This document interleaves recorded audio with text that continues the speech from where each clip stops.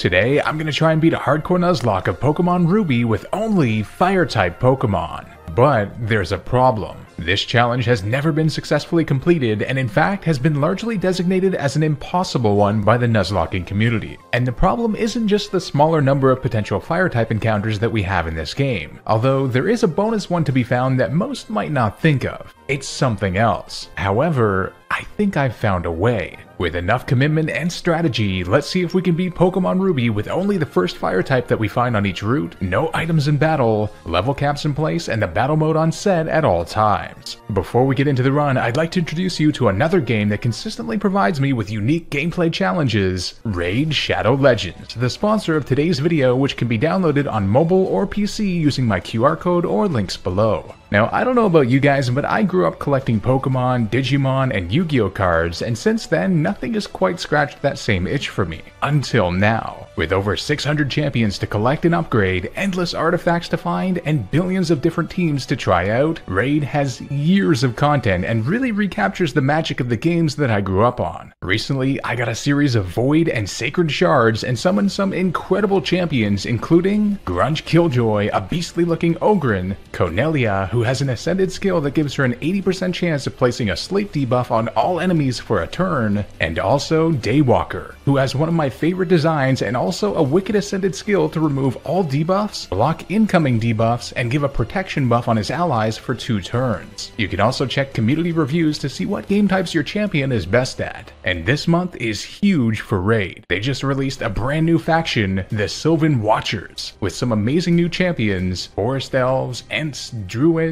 They're all here and I am wildly excited. And if that's not enough, Raid's got a full lineup of events, including a new season in the Forge Pass, where you can get your hands on some of the most powerful gear the game has ever seen. All new players use my link or scan the QR code right here and get a free starter pack worth almost $30, a free champion Virgies, and also this cool in-game loot. You'll find the rewards here in your inbox for the next 30 days only.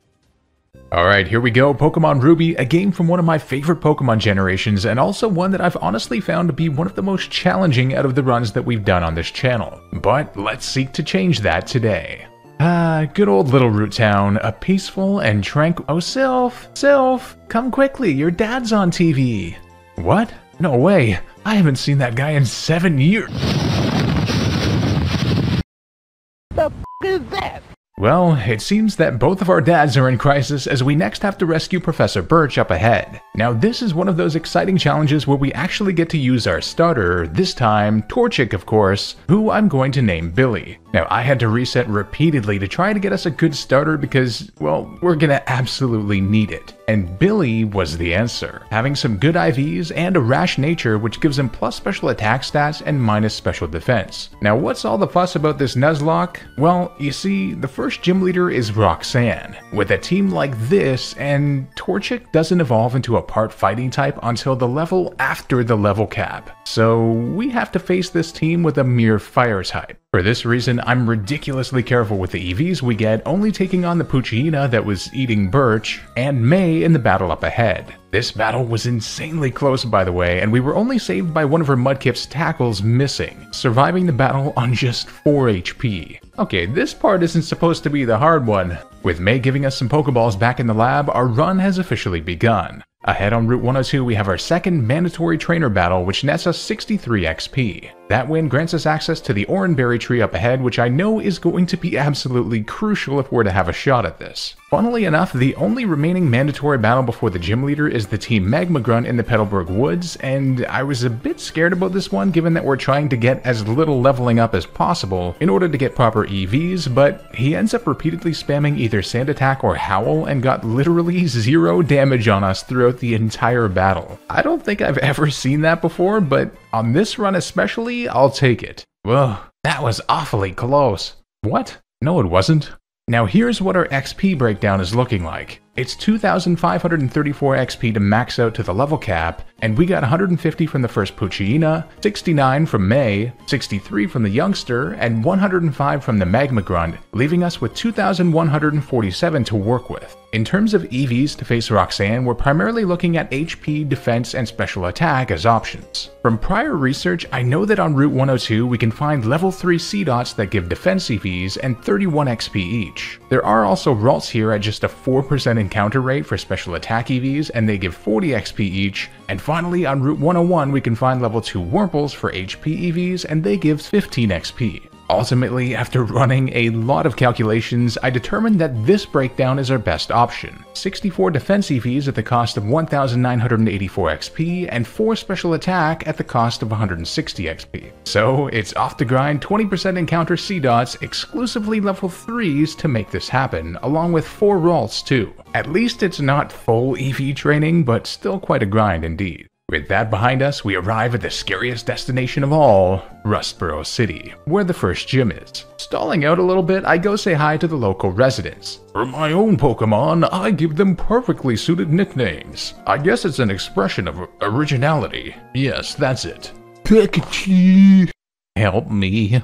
Alright, no more screwing around, it's time for the first gym, the Rustboro gym, led by none other than the rock specialist, Roxanne. The more I looked into this battle, the more impossible it seemed, but let's give this a try. Roxanne leads with a level 14 Geodude, and honestly, I have nothing but Ember to work with. I'm hoping for a burn as soon as possible to lower her attack, and we get it on the first turn. Oh man. Then she hits a Rock Tomb for nearly half, and it lowers our speed. Another Ember then brings her to a quarter, and then she hits another Rock Tomb down to just 10 HP, and now she'll outspeed us. Great. Our Oranberry heals us a bit though, but then she uses a potion so we get another hit. I'm really hoping for a crit at some point, but she gets in range of another potion, then we hit her to half again after the burn. We might be able to survive one more attack, but she goes for Defense Curl, so we land another attack. I am getting terrified at this point as she survives just in the red after burn damage, but then goes for Defense Curl again, so we actually get the KO with our next attack. Unbelievable! Here we get the level up too, crucial if we're to survive, and allowed as per the rules, you just have to be at or below the level cap when the battle starts. In comes her second and last Pokemon, Nosepass. She just used Defense Curl on the first turn, but Ember does hardly anything. She repeats that again on the next turn, but then she hits a Rock Throw, and we survive on just 2 HP, but then outspeeds us on the next and ends our hopes and dreams. Oh man, that Geodude sequence was incredibly lucky too. I have no idea how we're gonna do this, but I'm in for the long haul. As per Nuzlocke rules, we have to fully wipe and reset the game, but I did do one thing. I saved just the starter seed so we can at least try from the beginning with the same IVs and nature each time, as that's just luck based and resettable anyway, and it's going to be absolutely necessary. A brutal early game and EV training process later, and we arrive for our second attempt. Now here, we get to see what it looks like when we don't get the burn at all. Rock Tomb immediately slams us to a third before our berry. We do get her right to half, but then a second attack, yes, just the second one, slams Brian to the ground. Alright, this is not good. Fast forward to our fifth attempt, this time with good old Bentham. Here we get a critical hit on our very first attack. Yes, that's exactly what we need, but no burn. A crit plus burn combo would have been bonkers. However, we didn't get a burn at all from then on, and the crit triggered her potioning immediately anyway, so there was no hope. Attempt number 7 with Bella had me thinking, they could also miss too, as all of their moves are fairly low accuracy, and we got a burn on our first turn. Yes, we're back in business, boys. Our second hit brings her low as another Rock Tomb brings us to 10 HP again. With her in the red, our Oranberry helps us out, and we keep battling it out with her lowered attack, and it turns out we're able to bring her to potion range each turn until she runs out, and she went for Defense Curl when she stopped. Yes! With her in the red, she does go for a Rock Throw though, but we survive on 3 HP, then get the crit right when we don't need it. Are you kidding me? For the second time in 7 attempts, we've made it to the Nosepass, but after the Rock Tomb speed drop, she just outspeeds us and slams us immediately to end the run. Man oh man. Many brutal attempts later, and it's run 13. I'm thinking we have a decent chance of getting a burn, her missing, or us getting a crit. There's many variables here, they're just not coming together. On this attempt, she actually did miss her very first rock tomb, and I'm seeing the opportunity, but we just couldn't get a burn this time around, leaving our efforts futile. Oh man, I can't fight one more damn C-Dot or I'm gonna die. Another wasted attempt, and we arrive at attempt 15 with Brent. Ember hits, and we get the burn. Okay, but then she also misses rock tomb. Oh my god. Okay, don't panic. Another hits her to a quarter, and then she lands a rock tomb. She then potions after the burn damage, but she's left at a third after another attack and the burn damage. Then she uses her second and last potion. She ends up at half after the next attack, but then we get a crit to take her down, not even having been taken below half. Okay, this could be it. In comes Nosepass, and with this health, I feel comfortable going for Growl to lower her attack, and also knowing she tends to use Harden at the start, which she does. Nosepass already has half the attack output of Geodude, so this is good. And she hardens again, and then hardens a third time, and that time we get the burn to lower her attack even further. From there, her attacks only do 7 HP damage, and with all her potions used and our Oranberry activating, and yet another miss from her to add insult to injury, we eventually take her down with 31 HP remaining. I was speechless. Okay, well actually I may or may not have screamed. I've got to be honest, this was sooner than expected. I had been doing these attempts over weeks between other runs, part of the reasons we didn't really hit our weekly upload goal for a while there, and predicted it would take 27 attempts if it was possible, and my girlfriend said 40, but 15? I'll take it. For winning, we get awarded with the evolution that we desperately needed, Combuskin. Unfortunately, because Brent leveled twice to 17, he won't learn Double Kick since it's only Combuskin who learns it at level 16 for some reason, but we are now in unprecedented territory, so I'm happy. This run might yet be possible after all. Also, the next nickname I had on my list of B names was Bo Peep. I was kinda mad we missed out on that one by one attempt. Woohoo! Let's play a game of Chase to celebrate. Sorry guys, I messed up. Our hostage Briny then brings us to Doofer Town where the next gym is, and before that I pick up the silk scarf from one of the houses as it might be useful. In the Granite Cave, we run into Steven Stone and he starts talking about rock hard things as we give him our package. Okay, what the hell kind of sentence is that? I also remember to pick up the Miracle Seed from the Petalburg Woods now that we have cut, and you might not think it for a fire team, but this actually might be useful later in the run. For delivering the thing to Steven, his dad awards us with the XP share, which is going to be vital if we're to remain below the level cap with only one Pokemon at the moment. In no time, we get back to the Doofer Gym, our next big challenge. There are a few threats in here like Monotype with super effective psychic moves, but ultimately Brent's evolution seems to have helped him a lot as he barrels through quite effectively. The second gym leader is Brawly, the fighting type expert, and I'm a bit nervous for this battle if I'm honest. We do have good defense investment at least, but his Machop has guts, so Ember's a bad idea in case we burn, and his Makuhita has thick fat which weakens Fire Booth. Our only reliance then is Peck, a non-stab move. It does a bit less than half, and then he hits us with Seismic Toss for a quarter. Our next attack brings him into the red, and then he goes for high crit ratio Karate Chop, and after our berry we're left with 33 HP. He then potions, so another 2 attacks bring him back into the red, and then he uses Bulk Up. Uh-oh. He potions again, but I go for Peck again, which does like a quarter now. Not good. We hit him again though before he hits a Karate Chop, but no crit, and I noticed we're at less than a third health, which means our Blaze ability activates, so we can land a hyperpowered Ember to finish him off when Peck likely wouldn't have. Amazing. In comes his final Pokemon, Makuhita. Peck does less than half again, and this thing decides to bulk up. Oh boy.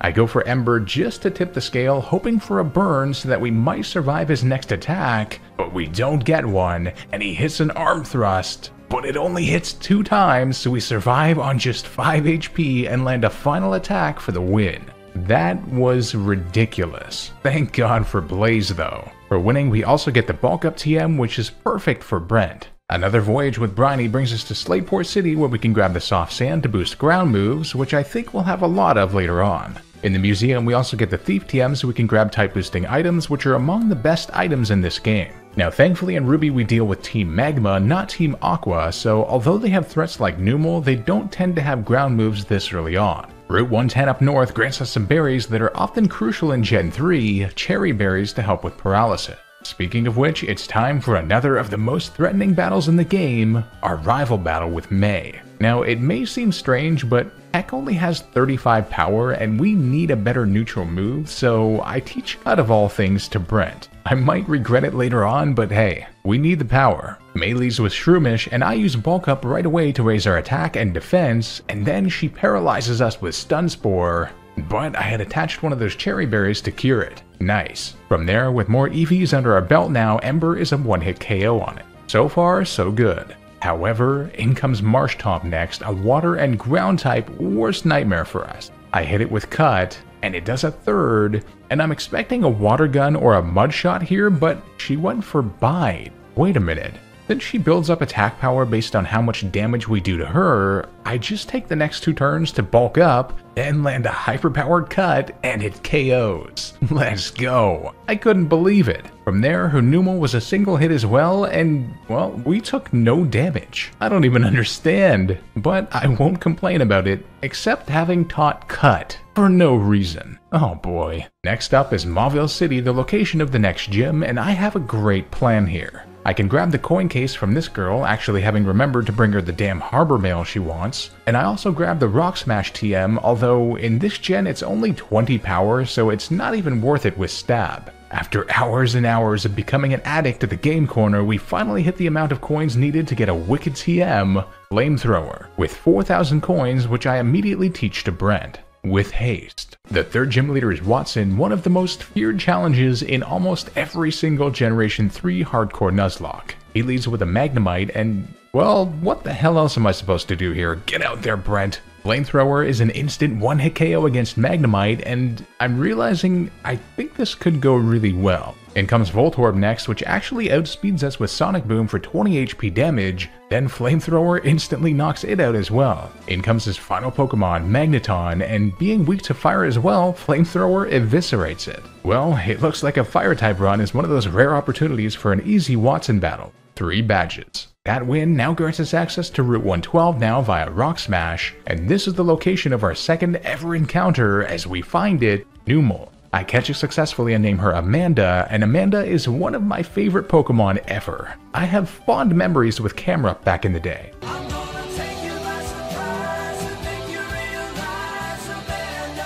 Amanda ends up having a hardy neutral nature, which is actually pretty good for it as fire is a special type and ground is a physical type in this game. Not only that, but the fiery path to the west is now also available to us, meaning we can get a third encounter. Unfortunately, 2 of our potential encounters both show up here, but it ends up being a Torkoal. I was secretly hoping for that actually. Sorry Slugma, we love you, but it wasn't meant to be today. We've made use of you in past runs at least. I named Torkoal Wade, and oddly enough, Wade also has a hardy neutral nature. I'll take it. Alright, this whole area is hilarious to me. There's ash everywhere, there's these dudes who are coughing up a storm, then they give you a suit sack to put the powder in, and this is just one giant drug metaphor, isn't it?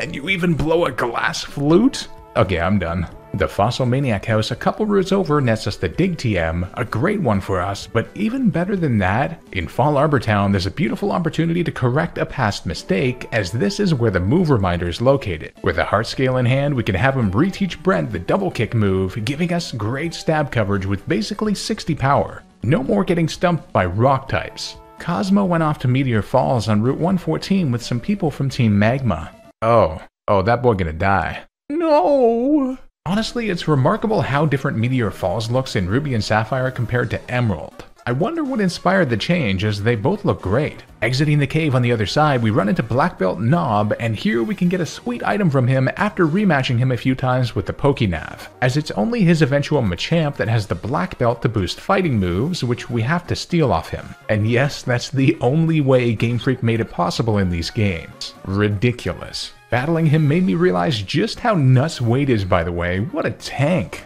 Walking into the... Oh, I'd love to take you for a ride.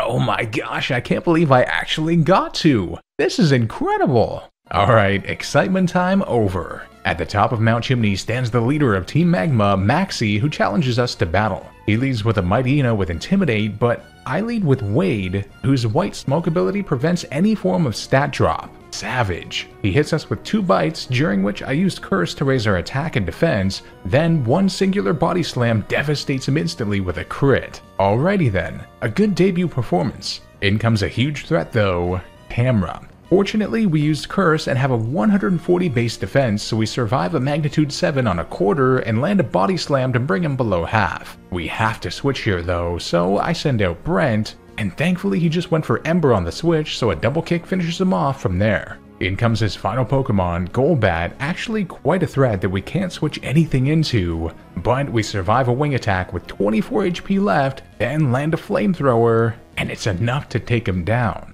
Wow, I'm liking this team. Our journey brings us to Lavaridge Town next, and as much as I'd like to enjoy a hot tub sesh with the elderly people, we've got business here. Before that though, we can grab probably the best item in the game for us, the charcoal to boost fire moves. The Lavaridge gym is upon us, and Amanda performs amazingly here, handling the fire types with ease with Magnitude, and even some of the off-type Pokemon like Monotype too. The 4th gym leader is Flannery, the fire-type expert, and I'm a bit nervous about this one, but I think we have a decent shot. She leads with a Slugma, and I lead with Amanda. I go for Magnitude, and we get Magnitude 8, immediately getting the KO. Her second Slugma then suffers the same fate except with a Magnitude 7 that time. In comes her final Pokemon, her ace, Torkoal, and this is why Amanda's great here. We can't get attracted due to our gender. We get a Magnitude 7 that does less than half, then her Body Slam brings us to half. I try once more, and we only get 7 again, so she survives in the red. Then we get hit to just 5 HP. Damn, that was close. Knowing she'll heal, I go for another, but it's a 7 again. Are you kidding me? I'm forced to switch now, so I go into Wade, our own Torkoal. What a turtley battle this is. She lands 2 body slams before we land one, and get the paralysis. Another brings her to just a sliver, but then she hits us to half and paralyzes us before healing with a hyper potion. Oh no. I end up getting a curse off as she stayed paralyzed, but it was a crazy back and forth that brought us to just 24 HP, so at the risk of her overheating suddenly, I switch into Brent, and we got brought to 26 HP before our berry. Between Ember, Body Slam, and Flail, and then a final double kick does the job and wins us our 4th badge. Alright, that was way more hectic than expected. There's nothing stopping us from keeping the momentum going here though, so let's hit up the Petalburg gym immediately. As might be expected, Brent was a beast against the trainers, smashing them all with double kick with ease, with no Swellow trainer to worry about unlike in Emerald. During the grind, we had Amanda learn Amnesia, and Wade also learned Flamethrower. With that, it's time for Papa Norman, the 5th gym leader and a normal specialist. He leads with a Slacking with both Yawn and Encore, so there's no setting up for us as I lead with Brent. Double kick does less than half surprisingly, then he hits a Yawn on us. I decide to go for bulk up on his Truant turn, then we fall asleep, but I had attached a Chesto Berry for this reason as we wake up and hit a double kick before he can attack, and it would have done enough to KO without the crit anyway. With increased defense and attack now, we then tank his Vigoroth Facade easily, and double kick does just enough for the KO. In comes his final Pokemon, a level 31 Slacking, and he tried to go for Focus Punch so we could disturb his focus, hit him hard, then his Truant turn activated so another attack does the job. That was just silly. I had Wade in the back with Protect of all things, so we could have just switched him in on the Truant turns and been invulnerable, but I mean, that worked too. Wally's dad then awards us with a Surf HM to celebrate, and this lets us head to Route 119 where we can encounter Mr. Steven again. Boy, is this ever awkward after our last meeting. More importantly though is access to citrus berries. You guys know by now, I love me some citrus berries. These things are very helpful. A long trek then brings us to the Weather Institute, which Team Magma has apparently taken over. While facing Admin Tabitha, we got to put Amanda to great use, especially after having taught her the Flamethrower TM. This way we could Magnitude her Numel, and then when Mightyena came in with the Intimidate, it didn't matter much as we now have a special move to take care of it. Although it was definitely helpful that she missed Swagger. For saving the day, one of the scientists actually gives us our next encounter, which I would consider a bonus one, a cast form, which I nicknamed Natalie. Natalie has a gentle plus special defense and minus defense nature, and the forecast ability, meaning it becomes an actual pure fire type in the sun. I think it's fair to say that we can only send this thing in if Sunny Day is active, or that she must use Sunny Day on her first turn on the field otherwise. I mean, come on, what else are we going to be able to use a cast for? Across the bridge stands May for another battle, and, well, this one's kinda strange. I sent Wade out and he handled Shroomish with Flamethrower, then Numel with a series of body slams, and then it turns out her Marshtomp doesn't have any water moves, just Mudshot and Takedown, and she goes for the latter. I think it was an ego thing, to be honest, as Wade and Marshtomp go head to head with Body Slam versus Takedown, with Wade eventually emerging the victor due to his insane defense. That win allows us to hit up one of my favorite cities in the game, in fact in Pokemon as a whole, Fortree. But first, Steven accosts us on a bridge talking about something we can't see yet that will make it so visible. No, rather than describing it, I should just show you. That would be way more fun. Okay, this is getting way too weird, I'm out of here. Now, I can't tell you how carefully I treaded through this route, with cool trainer Jennifer with her Milotic in the rain threatening us. If she even merely spotted us, that's the end of the run. I'm not even joking. Going ahead to Lily Cove, we can hit up the Move Deleter's house to finally get rid of the damn cut move on Brent, and we also have a painful reminder of what could have been, as the Safari Zone has exclusive areas in Emerald that would allow us to get a Houndour. No time to be upset though, as we can go to Mount Pyre for another encounter instead. And no, it's nothing on the inside, but rather in the grass at the peak where we can find a Vulpix, which I catch and nickname Dwayne. Knowing the threat up ahead, I also returned to Mauville so I could fulfill Watson's request to go fix the generator in New Mauville, and this nets us a free Thunderbolt TM. Way better than doing the game corner hell all over again, I'll tell you that much. The haul isn't over yet though, as we can also head to the abandoned ship on one of the water routes, and after unlocking one of the closets we can find the Ice Beam TM. Amazing. Heading back to the PC to check out Dwayne, it turns out he has an adamant nature, plus attack and minus special attack. We got absolutely shafted. Or did we? I ended up checking out his hidden power out of curiosity, and it's electric. Only 58 power, but still a great coverage opportunity. After teaching Natalie both the Ice Beam and Thunderbolt TMs, it's time for the Fortree Gym. Now, Natalie went ham against the trainers, but the first battle did show me the downside that she has, as attempting to set up the sun immediately does allow the opponent some time to get damage off, but a Sunny Day Weather Ball actually does more damage on regular flying types than even Ice Beam or Thunderbolt. That power though. The Fortree gym leader is Winona, the flying expert, and her team is a bit tough for us, but we do have some great coverage now. She leads with a Swellow, and I send out Natalie. We get hit by Aerial Ace before setting up the sun, and then she goes for double team, and we miss. We then miss the second and third turns as well during her double teams, so we got hit again to below half before eliminating her with Weather Ball.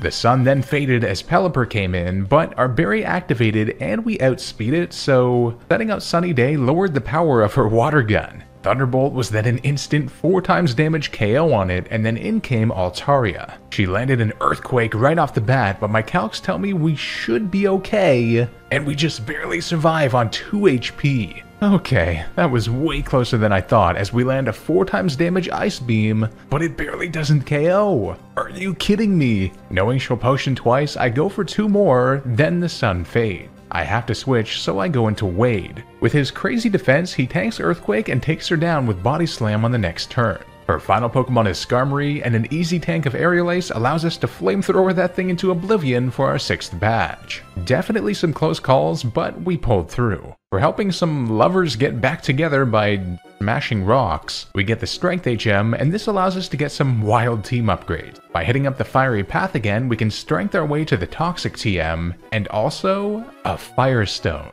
Wicked. Oh, and don't forget about the Person Berries you can find on Route 114, they're really important in the late game. Fetching the Meteorite from Mount Chimney and returning it to Cosmo and Fall Arbor also nets us a return TM, after which I decide to use our Firestone to evolve Dwayne into a majestic Ninetales. I never really get to use one of these, so this is a big deal for me. Delaying Amanda's evolution until level 35 also had her learn Earthquake by level up before evolving into a monster Camrod. Probably one of my top 20 favorite Pokemon of all time. And finally, Brent also ends up evolving into a beastly Blaziken.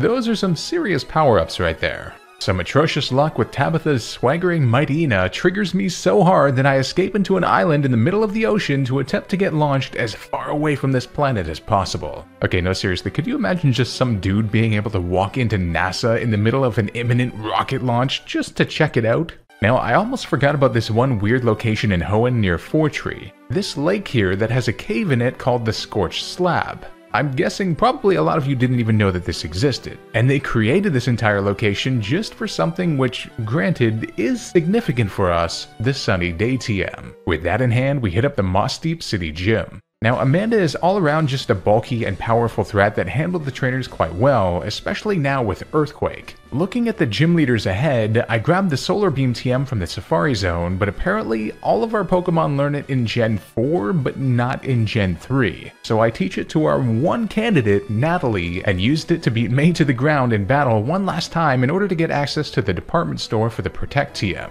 With our plans in place, it's time for the 7th gym leaders, Tate and Liza, the Psychic duo.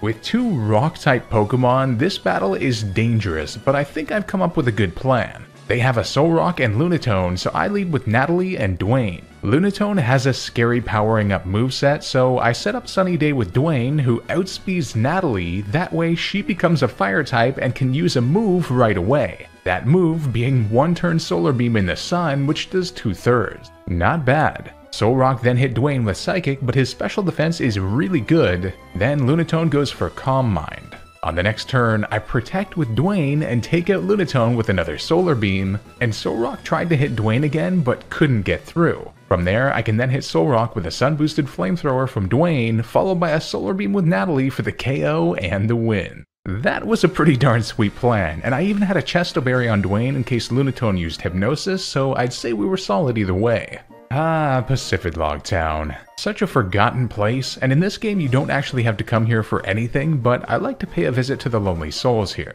Oh, and we can also get another return TM too. Wait, what?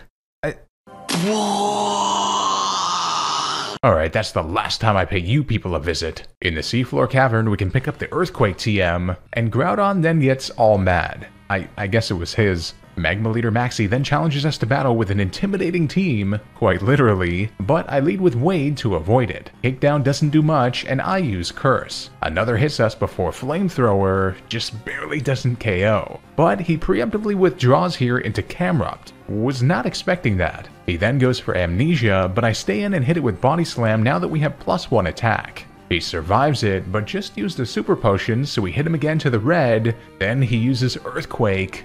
But our defense is just too much as we survive and KO him with another. Mightyena then tried to intimidate us again to no avail, but he just Super Potioned, so a Flamethrower did the job. His final Pokemon is a Crobat, and Bite does little before we hit it for nearly half. I don't want to risk a crit here though, so I switch into Camerupt, who tanks 2 attacks and ends him with a final Flamethrower. Groudon then attacks us in the Cave of Origin as if we're the ones causing the problems around here, but Brent actually handles him impressively well since the sun was started upon him coming in and ground doesn't resist fire, so 2 attacks took him down as he just used Bulk Up once. The reward? An amazing TM in Sootopolis City from the Karate Man, the Brick Break TM, the ideal move for Brent. Why not test it out too as we enter the Sootopolis gym, and of course messing up the puzzle as always, I had to face a bunch of water trainers. But now that we've acquired it, Black Belt boosted Brick Break does some serious damage. It's time for the 8th and final gym leader, and oh boy, what a team it is, as it's Wallace with his water types. I theory crafted for a while here and nothing seemed like a safe bet, so with my best plan in place, including teaching Wade Toxic and Dwayne Hidden Power Electric, let's give this a try. He leads with a Love Disc, so I send out Dwayne. I go for Sunny Day off the bat to weaken his water moves, and then he uses Water Pulse and confuses us, but this is where those Person Berries come in handy as ours cures us. From there, I use Hidden Power Electric for huge damage, then he hits another Water Pulse before we can take him down on the next turn. In comes Celio next, and I hit it with Hidden Power, it hits us with Water Pulse, and then I use Confuse Ray on it. And as I hoped, it hit itself in confusion and the sun faded. That way, not only can I reset it, but after getting hit once more to below half, I now have the range to KO with Hidden Power. Beautiful. In comes one of the biggest threats though, Whiscash with Earthquake. So much for Sunny Day helping. I know what I have to do here though. risk the crit and switch into Natalie, but he doesn't get one and we survive on just 13 HP before our berry. Goodness gracious. This allows us to outspeed and take him down with the 4 times damage Solar Beam now. Whew. In comes another threat though, Sea King. Now this was madness. Basically, Solar Beam just barely doesn't KO in the red, then he uses Rain Dance of all things to cancel our sunny day. Because I'm obligated to use that with Natalie out, and since he kept healing due to that range, we kept doing that for a while before I knew he had no more heals. The way this works out, he set up the rain, which means with his ability he now outspeeds, although it's out of our control and still technically abiding by our rules. We resist Water Pulse at this point, then set up the sun, then we can outspeed again and take him down with a final attack. Now that was wild. However, in comes arguably the biggest threat of all, Milotic. Oh boy. But with the sun still up, I think we might be able to do this. I send out Brent, and Water Pulse does a third or so, and no confusion. I then go for Black Belt boosted Brick Break, and it looks to do just about half. Another Water Pulse hits, we survive on just 45 HP with no confusion and go for another, and it does just enough to win us the 8th badge. What a wild time that was. I did have Wade in the back with Toxic and a Personberry in case we needed him, but I'm glad we didn't have to find out how that would have went. With all 8 badges in hand, we arrive in the final city, Evergrande, quite a miraculous and gorgeous locale. Entering Victory Road, we have a long trip ahead of us, but it ends up going smoothly until we get near the end, where none other than Wally challenges us to battle. Now thankfully the level cap here is much higher than his team's levels, so we have some room to work with. I end up Ice Beaming his Altaria with Natalie, Brick Breaking his Delcatty with Brent after he missed Sing, then switching into Amanda to handle Psychic and respond with a hyperpowered Soft Sand boosted Earthquake, but he barely survived on a sliver. But just used a super potion so he couldn't escape the range on the next one. Roselia and Magneton were then of course easy pickings from there due to their typings, and with that, we arrive at our final destination, the Pokemon League. After grinding up and fulfilling any remaining EVs and items we needed to get, it's time for the Elite Four. The first Elite Four member is Sydney, the Dark-type trainer, and his team seems easy on the face of it, but his Mightyena leads with Intimidate, Stand Attack, and Roar, so that's a bit of a problem. In the end, I decide to lead off with Dwayne and go for Fire Blast right away, hoping for the KO, but we miss, but then he misses his takedown. From there, we then hit our second one to land the only way we could have one-hit KO'd that thing on our team. Nice. In comes Sharpedo next, another big problem, but we have Hidden Power Electric, but it barely doesn't KO. But then he went for Swagger instead of Surf, and missed. I then go for Sunny Day though while he heals, then another hit to bring him to the red, then he landed a Swagger this time. I stay in though, and we make it through for the KO. In comes Cacturne next, and we hit ourselves in confusion and have our speed lowered by Cotton Spore. We then break out of confusion though and destroy him with a flamethrower, after which his Absol comes out. Slash then gets a crit to hit us to a third, then we flamethrower him, and he barely survives as well before his berry. I have to switch here, so I send in Wade, the defensive beast, who tanks 2 before KOing him. His final Pokemon is Shiftry, which was an easy KO from there after he double teamed. A wilder battle than expected, but we made it through. The next Elite Four member is Phoebe, the Ghost-type trainer, and her team is another awkward one in terms of the typing and stats. She leads with a Dusclops though, and I decide to try and power through with Amanda's Earthquake, and it does 2/3 before she merely Shadow Punches, after which another takes her down. In comes her more powerful Dusclops, and I hit it below half before she confuses us and her berry helps her. The range was still possible though, so I went for it and made it through confusion, but just barely didn't KO again, and she hit an Earthquake to hit us to just 60 HP. Knowing she'll heal, I went for another, and we snap out of confusion to hit her low. We do outspeed her though, and although her pressure ability got rid of all our Earthquake power points, we can hit the Flamethrower instead to KO. In comes her Banette next, and I know we can survive everything but a crit, so I stay in, and she smashes us to just 6 HP before Flamethrower brings her low. Man, everything is just out of range in these battles. Here I can switch into Wade safely though, since Ghost is physical in this gen, and Wade proceeds to take her down after she crit us below half. Goodness gracious. Sableye then brought us to the red before 2 attacks did the job, and in comes her final Banette.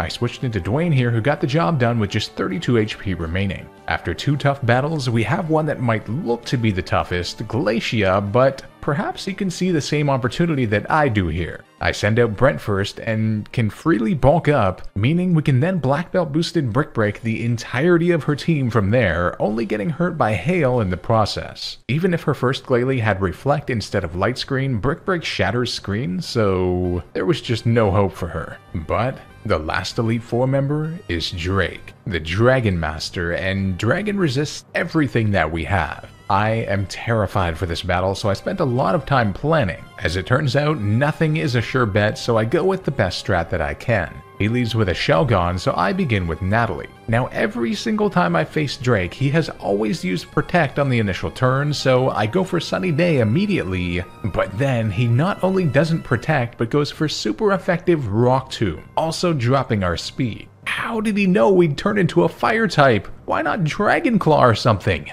This ruins my entire plan that I came in here with. From there though, we can still outspeed and one-hit KO him with Ice Beam at least. In comes Flygon next, and I think we are still outside of KO range, so I stay in, and he just goes for Sandstorm, thank God, so Ice Beam KOs him. Sandstorm stopped our Sun though, so as his Altaria comes in, I'm kind of stuck. I know we can't do much against it though, so I stay in, take down Hissus to just 69 HP, nice. Then I get Sunny Day up. The Rock Tomb lets him outspeed though, but after our berry activates, we survive Dragon Breath below half and land a 4x damage Ice Beam for the KO. His second Flygon then comes in, and this one doesn't have Earthquake, so I stay in, but Dragon Breath gets a crit and smashes Natalie for our first death. No way that just happened. Here I send in Amanda, and Flygon hits us with Dragon Breath, and now gets the paralysis too. Why is this happening? We do get off an Amnesia though to raise our special defense since Dragon is special in this gen,